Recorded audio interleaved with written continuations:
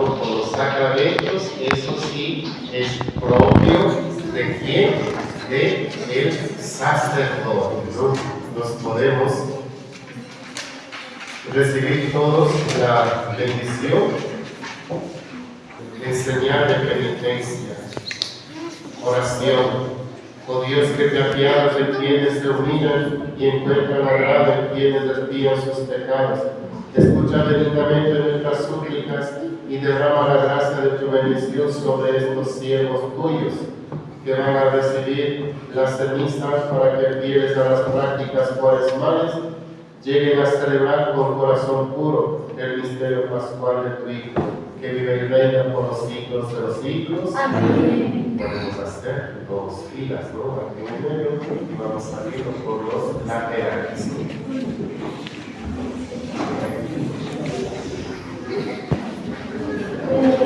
Nosotros piedad, Señor, de nosotros piedad, Señor, de nosotros piedad, Señor, de nosotros piedad, Señor. Yo bendigo con el pecado.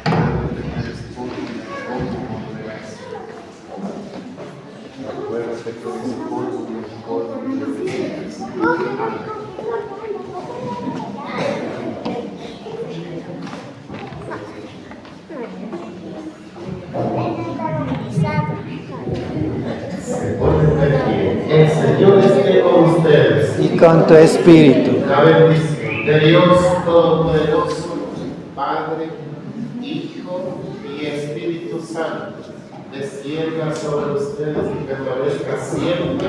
Amén. La Santa Misa Dominical, el primer domingo del Cuaresma, ha terminado. Nos podemos ir en paz. Gracias. Gracias a Dios.